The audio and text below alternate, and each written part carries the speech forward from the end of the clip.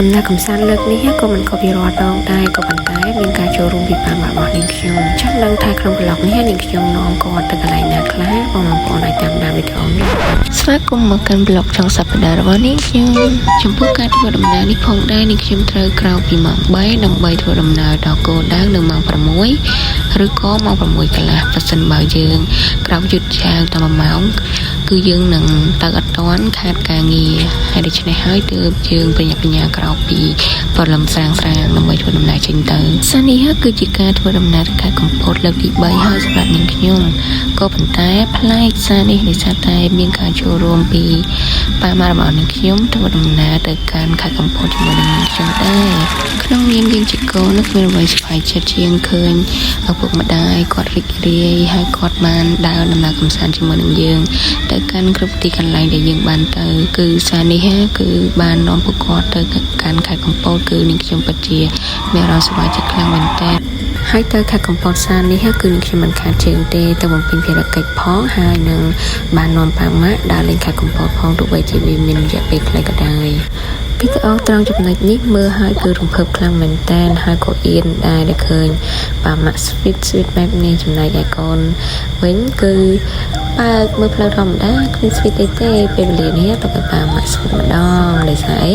ជាពេលវេលាពិសេសដែលនាំពួកគាត់ទៅដើរលេងខេត្តកំពតហើយក៏ជាពេលវេលាដែលពួកគាត់បាន sweet ជាមួយនឹងគ្នានឹងខ្ញុំដែលវិញតាមចាពេលដែលឃើញពួកគាត់ sweet បែបនេះជីចុះជីឡើងឥឡូវជីចិត្តដល់ខេត្តកំពតហើយទេសភាពនៅពេលព្រឹកព្រលឹមឡើងក៏ចិត្តភ្លឺស្រឡះអាចមើលឃើញផ្លូវច្បាស់បណ្ដាហើយនេះគឺជានាងខ្ញុំចាគឺងើបពីដេកមកគឺក្រោកមកខេត្តកំពតតែម្ដងចាគឺលុបតែមុខទេមុខឡើងស្លេកខ្លាំងអស់ហើយគឺមិនតាន់បាន make up អីទេហើយក៏រីករាយសប្បាយចិត្តខ្លាំងមែនតើគឺដែលបានជួបប៉ាម៉ាក់របស់នាងខ្ញុំដើរលេងមកកាន់ខេត្តកំពតព្រោះជាក្តីសម័យដែលថាមានពេលវេលានឹងជួបពួកគាត់ដើរលេងឥឡូវនេះមានពេលវេលាតិចតួចក៏បាននាំពួកគាត់មកដើរលេងខេត្តកំពតដំណើរកំសាន្តអត់ព្រៀងទុករបស់ពួកយើងក៏បានធ្វើដំណើរមកដល់ខេត្តកំពតដោយជោគជ័យពេលទៅបំពេញភារកិច្ចឬក៏ដំណើរកំសាន្តនេះផងដែរគឺប្រិយរបស់ខ្ញុំគឺជាអ្នករៀបចំទាំងអស់កន្លែងស្នាក់នៅកន្លែងដើរលេងឬក៏កន្លែងញ៉ាំអីផ្សេងគឺគាត់ស្គាល់បានច្រើនហើយគឺគាត់នាំបានដើរច្រើនហើយសម្រាប់ពេលថ្ងៃគឺនាងខ្ញុំគឺជាអ្នកមគ្គុទ្ទេសក៍នាំប៉ាម៉ាក់របស់នាងខ្ញុំដើរលេងគ្រប់ទីកន្លែងនៅក្រុងកំពតបន្ទាប់ពីយើងធ្វើដំណើរអស់រយៈពេល3ម៉ោងជាងមកដល់ខេត្តកំពតនេះយើងក៏បានចូល check in នៅក្នុងផ្ទះសំណាក់មួយកន្លែងនៅក្បែររង្វង់ Motorrail ដែលមានឈ្មោះថាផ្ទះសំណាក់រតនចិន្តាណាបន្ទាប់ពីចូល check in នៅក្នុងបន្ទប់ផ្ទះសំណាក់ដែលនាងខ្ញុំសម្រាប់នៅខេត្តកំពតនឹងឃើញថាការរៀបចំរបស់គេគឺ nice clean ហើយមានស្តង់ដារត្រឹមត្រូវតាមប្រភេទផ្ទះសំណាក់អញ្ចឹងណាហើយនេះគឺនឹងខ្ញុំ review ខ្លះព្រោះដោយសារតែឃើញថាការរៀបចំរបស់គេគឺល្អមានទាំងម៉ាស៊ីនទឹកក្តៅត្រជាក់សម្រាប់ឲ្យយើងងូតចឹងណាហើយពេលដែលនាងខ្ញុំទៅនឹងគឺអាកាសធាតុត្រជាក់អញ្ចឹងបើសិនបើមិនមានម៉ាស៊ីនទឹកក្តៅត្រជាក់ទេរៀងពិបាកបន្តិចហើយចំពោះគ្រែគេងវិញគឺនាងខ្ញុំជ្រើសរើសយកបន្ទប់ដែលមានគ្រែ2ហើយបន្ទប់របស់គេរៀងធំទូលាយដែរបងប្អូនអញ្ចឹងបើសិនបើយើងទៅគ្នា4នាក់អីគឺ enough គ្រប់គ្រាន់សម្រាប់ការគេងមួយយប់2ថ្ងៃសម្រាប់ការដើរកម្សាន្តរយៈពេលខ្លីអញ្ចឹងណាហើយផ្ទះសំណាក់នេះគឺនៅក្បែរ pasta corner នឹងតែម្ដងចាអញ្ចឹងយើងឃ្លានអីយើងអាចចុះទៅញ៉ាំ pizza អីបានអញ្ចឹងណាហើយគេមានវ៉ែរ៉ុងដាអាចមើលទៅផ្លូវខាងក្រៅទេសភាពខ្យល់លក្ខណៈថាត្រជាក់ជានៅពេលព្រឹកអញ្ចឹងណាហើយក៏មានផ្សាររាត្រីមានគេលក់អាហារនៅជាប់ផ្ទះសំណាក់នឹងទៀតអញ្ចឹងណាអែមខ្លាំងមែនតើយើងទៅរកណាបានផ្ទះសំណាក់ដែលមានជាប់កន្លែងញ៉ាំអីមានផ្សាររាត្រីនៅពេលយប់ឡើងហើយมันឆ្ងាយពីរង្វង់មូហ្មងទេជិះតែមួយផ្លែតបន្តិចនោះគឺដល់រង្វង់មូត្រេនបាត់ហើយអញ្ចឹងបើសិនបើយើងមកដល់យើងអាចឈប់ថតរូបលេងនៅរង្វង់មូត្រេនហើយចាំយើងមក check in តែសំណាក់ក៏បានដែរចាវាមិនជាបញ្ហាអីទេប៉ុន្តែនាងខ្ញុំគឺ check in ហើយបានទុកដាក់អីវ៉ាន់អីហើយអស់ចឹងទៅមួយទឹកអីហើយបានជឿធ្វើដំណើរចេញទៅដើរលេងនៅសេះសមុទ្រអីចឹងណាអញ្ចឹងហើយបងប្អូនអាចជ្រើសរើសការសម្រេចចិត្តបានថាគេនៅណានៅណីអីចឹងតែបងប្អូនជាអ្នកសម្រេចទេប៉ុន្តែ នាងខ្ញុំគឺពេញចិត្តទៅនឹងការរៀបចំរបស់ផ្ទះសំណាក់នេះឃើញថាគេរៀបចំបានល្អមិនថាល្អឥតខ្ចោះអីណាស់ទេគឺឲ្យតែមានស្តង់ដារអនាម័យ clean អីត្រឹមត្រូវគឺយើងអាចទទួលយកបានចំពោះតម្លៃវិញគឺវាមិនថ្លៃប្រហែលទេអាចយើងទទួលយកបានដោយសារតែបន្ទប់នោះមាន grade 2 ផងបងប្អូនហើយនាងខ្ញុំពិតជាមានអារម្មណ៍សប្បាយរីករាយមែនតែនដែលបាននាំមកបានរបស់នាងខ្ញុំដើរលេងបន្ទាប់ពីនាងខ្ញុំបានងូតទឹកអីហើយក៏នាងខ្ញុំបានចុះមកខាងក្រោមផ្ទះសំណាក់ឃើញផ្ទះសំណាក់គឺនៅខាងក្រោយនាងខ្ញុំថតនឹងតែម្ដងគឺទល់មុខគ្នានឹងអាហារស្ថានដែលមានឈ្មោះថា An Food ហ្នឹងណាជាអាហារឋានកន្លែងរបស់គាត់មានលក់តាំងពីអាហារពេលព្រឹកអាហារថ្ងៃត្រង់អាចឲ្យយើងកំងញ៉ាំបានបើពេលព្រឹកវិញនាងខ្ញុំចង់ញ៉ាំជាលក្ខណៈកាទៀវហើយកាទៀវរបស់គាត់មានកាទៀវខគោមានកាទៀវអីកាទៀវទូកឬក៏កាទៀវទឹកស៊ុបយើងធម្មតានឹងផ្សេងៗអញ្ចឹងណាយើងអាចកំងទៅតាមចំណង់ចិត្តដែលយើងចង់ញ៉ាំបានហើយប៉ារបស់នាងខ្ញុំណាព្រឹកឡើងគឺគាត់កាទៀវខគោតែម្ដងចាចំណែកឯនាងខ្ញុំហើយម៉ាក់គឺញ៉ាំកាទៀវសាច់គោធម្មតាបន្ទាប់ពីញ៉ាំអីហើយក៏នឹងខ្ញុំធ្វើដំណើរបន្តទៅមុខ train ដើម្បីថតរូបថាយើងបានមកដល់ខេត្តកំពតហើយចាជាហើយនេះគឺជារូបថតដែលនឹងខ្ញុំបានថតឲ្យប៉ាម៉ាក់របស់នឹងខ្ញុំព្រោះដើម្បីឲ្យគាត់មានអនុស្សាវរីយ៍ជាមួយគ្នាហើយគាត់ក៏បានថតរបស់នឹងខ្ញុំហើយនឹងខ្ញុំក៏បានធ្វើដំណើរបន្តទៅកាន់សេះសមុទ្រសេះបាញ់ទឹកឬក៏នេកាយៈអញ្ចឹងណាប៉ុន្តែបងប្អូនទំនំតែទៅដល់កន្លែងសេះបាញ់ទឹកហ្នឹងនឹងខ្ញុំមើល map ផងអីផងដោយសារតែយើងទៅច្រើនដងហើយប៉ុន្តែយើងធ្លាប់តែជិះឡានឬក៏ជួលរ៉ឺម៉កកង់3ឬក៏តុកអីជិះឲ្យគាត់ជូនទៅផ្ទាល់តម្ដងតែសារនេះអត់ទេខ្ញុំគឺជាកាយសម្រាប់ប៉ាម៉ាក់របស់នាងខ្ញុំគឺដើរហាត់ប្រាណ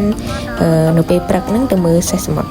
បាញ់ទឹកឬក៏នេកាយៈអីផ្សេងៗអញ្ចឹងណាចង់ឲ្យគាត់មើលទេសភាពជាលក្ខណៈពេលព្រឹកអញ្ចឹងណាបងប្អូនពេលព្រឹកមិនជាពេលព្រឹកណាស់ទេក្នុងម៉ោងប្រហែលជា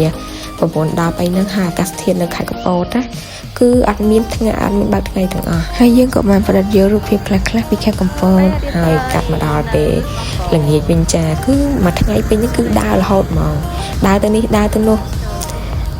មិនមែនជាអ្នកស្គាល់ស្គាល់ផ្លូវនៅខេត្តកំពតទេប៉ុន្តែគឺប៉ិនខាងដើរហ្មងចាដើរជ្រៀតឬរកនេះរកនោះរហូតចាចង់ដឹងថានៅខេត្តកំពតនោះមានកន្លែងដើរលេងណាខ្លះអីចឹងណាហើយក៏មិនហ៊ានថាដើរទៅណាឆ្ងាយក្រៅពីតំបន់ដែលមានសេះបាញ់ទឹកសេះសមុទ្របាញ់ទឹកនោះទេគឺដើរនៅក្នុងម្ដុំក្រុងនឹងដែរទេអត់ហ៊ានដើរឆ្ងាយទេចំណែកឯពេលល្ងាចឡើងយើងក៏បានទៅតំបន់សេះបាញ់ទឹកដើម្បីមើលទេសភាពទៅពេលរាត្រីចង់នឹងថាពេលរាត្រីទេសភាពស្អាតយ៉ាងណាកុំភ្លេចតាមដានវីដេអូនេះទាំងអស់គ្នា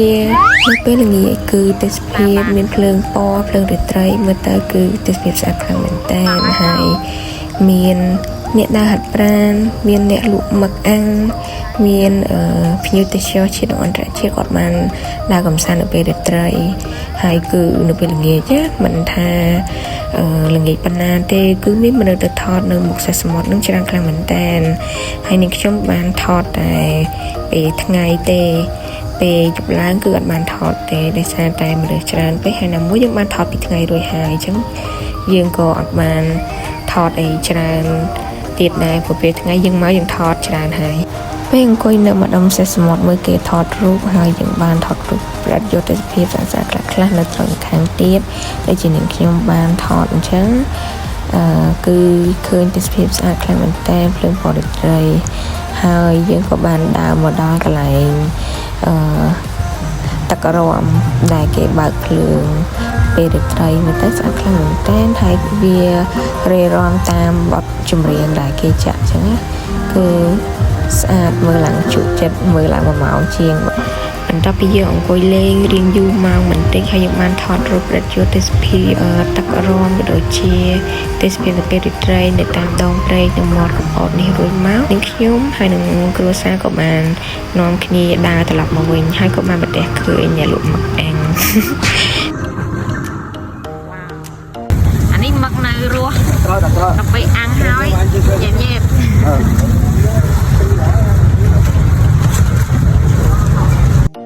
បន្ទាប់ពីញ៉ាំមឹកអាំងហើយយើងក៏បានសម្រេចចិត្តថាទៅញ៉ាំស៊ុបបន្តហើយស៊ុប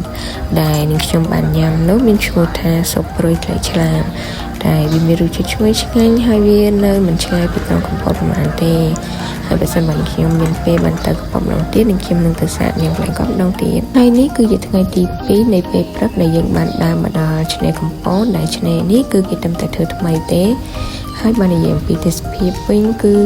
ស្រស់ស្អាតខ្លាំងមែនតើមានទាំងឆ្នេរមានទាំងកន្លែងចតឡានអីត្រឹមត្រូវហើយផ្ទៃមេឃពណ៌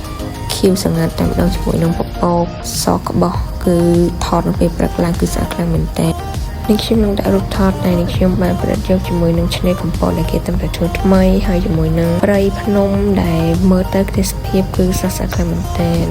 ដើម្បីបងប្អូនបានទៅដល់ថតរូបនៅម្ដងមាត់ឆ្នេរកំពតដែលគេតែធ្វើថ្មីនេះតែម្ដងចា៎បន្ទាប់ពីបានថតរូបរួចនាងខ្ញុំក៏បានដើររកអាហារពេលព្រឹកហើយក៏បានមកដល់កន្លែងគេលក់នំបញ្ចុកមួយកន្លែងដែលគេលក់នៅម្ដុំឆ្នេរហើយកន្លែងលក់ហ្នឹងគឺនៅមុខវិហារព្រះម៉ែនឹងតែម្ដងបន្ទាប់ពីញ៉ាំអាហារពេលព្រឹករួចនាងខ្ញុំរៀបចំ check out ដើម្បីធ្វើដំណើរបន្តទៅកាន់ភ្នំបូកគោ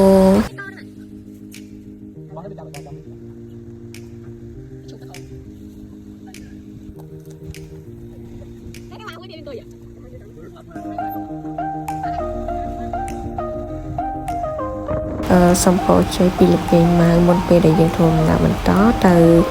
ថាសុបូកគោនឹងហើយក៏បានជួនប៉ាម៉ាក់មកមើលទេសភាពនៅលើភ្នំចង់ដឹងថាទេសភាព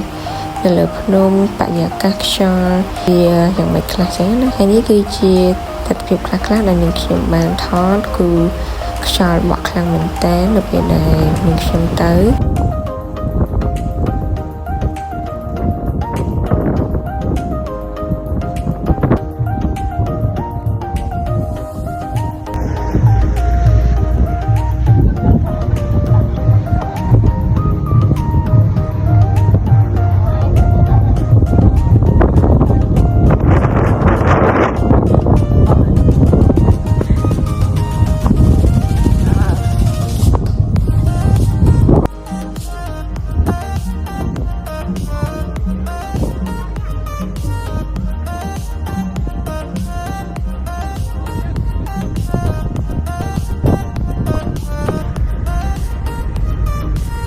បន្ទាប់ពីបានបន់ស្រន់នៅកន្លែងលោកយាយម៉ៅរួចរាល់នាងខ្ញុំក៏បានធ្វើដំណើរបន្តហើយនាំប៉ាម៉ាក់ទៅកាន់វាំងចាស់ហើយមើលទេសភាពពីវាំងចាស់ហ្នឹងទៅគឺឃើញថាទេសភាពគឺស្រស់ស្អាតខ្លាំងមែនតើបន្ទាប់ពីបានដើរលេងនៅតំបន់នៅលើភ្នំបូកគោរួចរាល់នាងខ្ញុំក៏បានចុះមកខាងក្រោមវិញដើម្បីធ្វើដំណើរបន្តទៅទីក្រុងភ្នំពេញដោយសារតែយើងមិនចង់ឲ្យនៅរៀងយប់ជ្រៅពីបាក់ហង្ការធ្វើដំណើរហើយដូច្នេះហើយទើបយើងធ្វើដំណើរត្រឡប់មកទីក្រុងភ្នំពេញវិញប្រសិនបើបងប្អូនមានស្គាល់កន្លែងដើរលេងនៅខេត្តកំពតកន្លែងណាខ្លះអាចជួយ recommend នៅក្រោមវីដេអូនេះផងវីដេអូលើក្រោយទៀតនាងខ្ញុំនឹងទៅលេងតំបន់របស់បងប្អូន recommend នាងខ្ញុំសូមអរគុណច្រើនសម្រាប់ការតាមដានទស្សនាជួបគ្នានៅវីដេអូក្រោយៗទៀត